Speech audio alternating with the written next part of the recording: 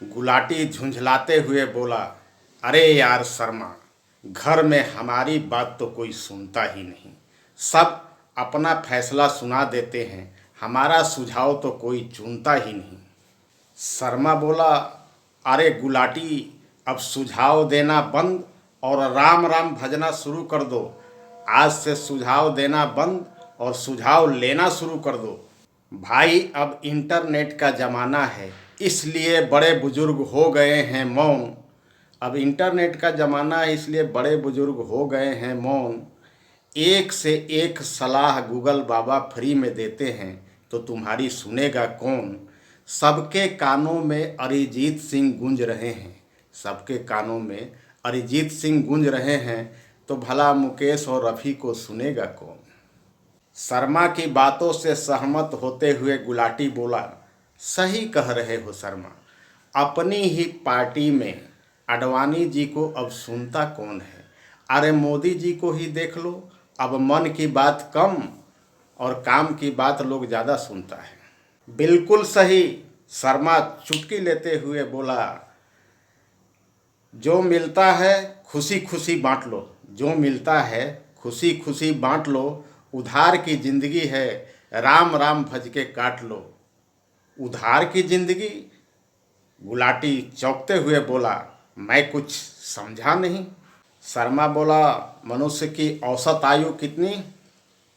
गुलाटी बोला, यही कोई 70-80 साल।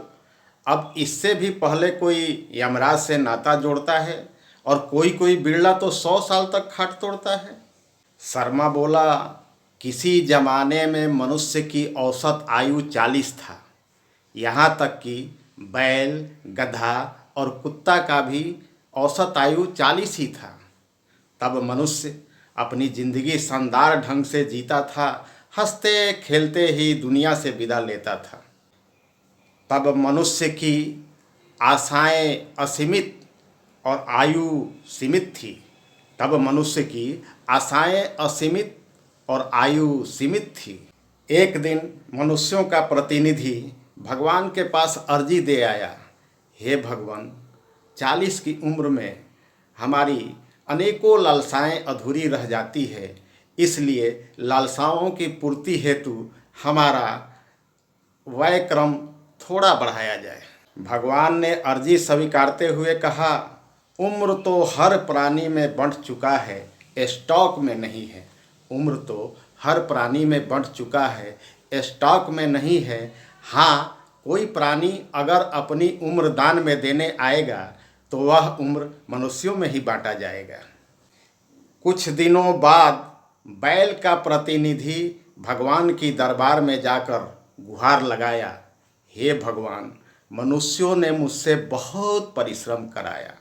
हे भगवान, मनुष्यों ने हमसे बहुत परिश्रम करवाया, हल जुतवाया, गाड़ी खिंचवाया, हल जुतवाया, गाड़ी खिंचवाया, डंडे मार मार कर हमें सुबह से शाम तक इधर से उधर दौड़ाया। 40 का उम्र अब हमें पहाड़ लगने लगा है, खेत और नाद भी अब उजाड़ लगने लगा है। या तो हमारी ज़िंदगी आधी कम कर दो और नहीं तो मंत्र मार के सब बैलों को बेदम कर दो। भगवान ने तुरंत बैल पर एहसान कर दिया। भगवान ने तुरंत बैल पर एहसान कर दिया। बैल का 20 साल लेकर मनुष्यों को दान कर दिया। मनुष्य ठहरा लालसा प्रिय, लालची और स्वार्थी प्राणी। कुछ दिनों बाद 60 का उम्र भी उसे कम नज़र आया, इसलिए थोड़ा और उम्र बढ़ाने के लिए दूसरी अर्जी भी वह भगवान के पास दे आया। कालांतर में गधा और कुत्ता ने भी अपनी ज़िंदगी से त्रस्त होकर अपनी आधी आयु भगवान के पास दान कर दिया, जिसे इंसानों ने चंद मिनटों में ही अपने नाम कर लिया। इस तरह मनुष्य का 100 वर्ष का आयु हो गया। 40 का मनुष्य प्राणियों से उम्र उधार लेके शतायु हो गया। अब तो मनुष्य अपना असली 40 वर्ष की आयु शानदार और स्वस्थ तरीके से जीता है, जानवरों से मिला 60 साल उधार की जिंदगी, वह जानवरों जैसे ही जीता है। 40 से 60 साल तक 40 से 60 साल तक बैल जैसा मेहनत करके न चैन से खाता है न ढंग से पीता है, न चैन से खाता है न ढंग से पीता है। 60 से 80 तक गधे जैसा लदर बदर और बेतरतीब जिंदगी जीता है। 80 से 100 साल में आँख, कान, घुटना, हाजमा सब जवाब दे जाता है, तब इंसान जीते जी कुत्ता बन जाता है। गुलाटी बोला, अरे यार शर्मा, उधार की मिली जिंदगी को वापस करने के लिए एक बार फिर भगवान के ऑफिस में जाना होगा। शर्मा बोला, सदियों से कितने संत, महात्मा, बुद्धिजीवी, विचारक अर्जी लेकर भगवान की ऑफिस में गए, लेकिन बाहर लगा बोर्ड पढ़कर ही वापस आ गए। गुलाटी बोला, बोर्ड पढ़ के वापस आ गए? क्यों? बोर्ड पे क्या लिखा था?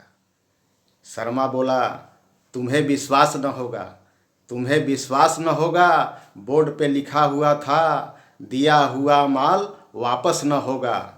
जय हिंद।